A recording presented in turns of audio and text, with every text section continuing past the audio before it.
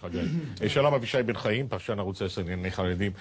סקנדל או סקנדלצ'יק בעדה, קודם תגיד מזל טוב. לפני הסקנדל נגיד מזל טוב. יום הולדת 100 לרב אלישיב מחר. יוסף שלום אלישיב. הרב יוסף שלום אלישיב, מנהיג הציבור הליטאי. נולד בשנת 1910, בגיל 3 הניח את הראש על הגמרא. מאז כמעט ולא הרים אותו להוציא דקות ספורות מדי פעם בשביל לנהל את חיינו הציבוריים במה שקשור לסוגיות דת ומדינה. ומחר הוא חוגג 100. הוא נולד בליטא, עלה לירושלים בשנות ה-20, הוא עלה לירושלים על ידי הוריו, מאז לא יצא מירושלים. מאז בעצם, עד כדי כך שהוא מקפיד לא לישון מחוץ לירושלים, גם... וחי ב100 שערים בשני חדרים? חי ב100 שערים, דירת שני חדרים, אותה דירה, אותו מקום. מה כוחו? מספרים עליו, אחד הסיפורים המיתיים עליו, שהגיע איזה זקן אמריקאי לפני, נגיד, 10 שנים, בסביבות גיל 90, ישיש, ואמר, נעמד ליד אחד הבתי כנסת, ואמר, כשהייתי קטן, בן 10, היה איזה אחד, ילד קטן, היה לומד פה כל היום בבית כנסת, לא זז מהכיסא הזה, בית כנסת אוהל שרה. אמרו לו, תיכנס, תראה, הוא עדיין יושב שם. ונכנס, ראה את הרב אלישיב הזקן, יושב באותו מקום, לומד. מה הסקנדל?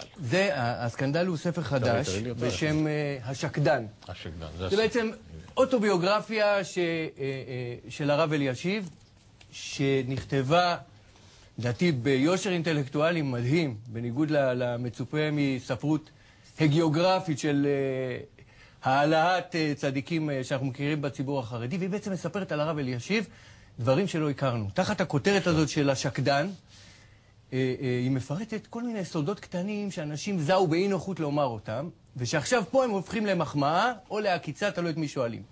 למשל, מתוך שקדנותו של הרב אלישיב מסופר כאן על עדויות של הילדים שלו, שאומרים שכשהם היו ילדים, הוא לא הכיר את שמותיהם, הוא לא ידע איך קוראים להם, ומספרים על ביתו, הרבנית בת שבע קנייבסקי, שהעירה לבעלה, הרב חיים קנייבסקי מחשובי הרבנים הליטאים, אתה לא מתמיד כמו אבא שלי. אבא שלי לא ידע איך קוראים לנו, לא ידע שום דבר, לא היה משוחח איתנו, רק בשבת בצהריים.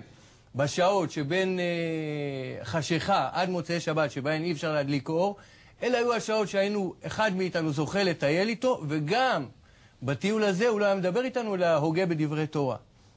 אנחנו רואים את הקו הזה של ההסבר לגבי הנוקשות של הרב אלישיב, ולגבי הקשיחות שלו, ולגבי החוסר רגש שיש ברב אלישיב, שעד היום שמענו אנשים מסנגרים מזה, ומסנגרים על זה, ומנסים לברוח מזה. מה יחסו למוות, למשל? או לחולי, או לכאב? אז בספר זה כתוב מפורש, ולדברים שבעבר היו נלחשים מפה לאוזן. למשל, מסופר על לוויות של אנשים קרובים, האיש איבד את אביו, שהיה קרוב לו מאוד בגיל צעיר יחסית, ביתו אחת נהרגה מפגז במלחמת השח, והסיפורים הם על הבעה קפואה. ועל תגובה שהיא כאילו משהו שמנותק לגמרי, וכותבים את זה במפורש. וכשבאו אליו אנשים לקבל נחמה על אסונות שלהם, הוא אומר, תתנהגו כמוני, שזה יגיע לכם עד הכפתור. זהו. עכשיו, אנחנו רואים בספר פה עוד דבר שגם לוקח את הרב אלישיב למקום שחסידיו מאוד מאוד לא נוח להם איתו, וזה העבר הציוני במרכאות שלו. שהוא עבד בתור דיין... הרב אלישיב עבד בתור דיין ברבנות הראשית, היה בהיכל שלמה, שזה משהו... את זה מטשטשים. את זה מטשטשים בדרך כלל, ופה בספר יש... מי שמסוגל לקרוא את הספרות הזאת, אני ניסיתי, אני מוכרח לומר שזה למעלה מכוחי. אני לא מאמין. כן, למעלה מכוחי. אפשר לשאת את ראשי התיבות האלה, ואת שמות הרבנים שהיו אבותיו ודודותיו, ואצל מי הוא למד, ואני... אבל יש פה אוצרות של ידע. טוב, אתה תפרש לי, אתה תפרש לי. מה שאני התפעלתי כאיש חילוני, זה את מי מעריצה הקהילה החרדית. הקהילה החרדית, את מי היא בוחרת למנהיג? האיש הכי חכם. זה חזון של אפלטון. אפלטוני, כן. תודה רבה לכם שהייתם איתנו, תודה לכם חבריי. אנחנו עוברים לחדשות.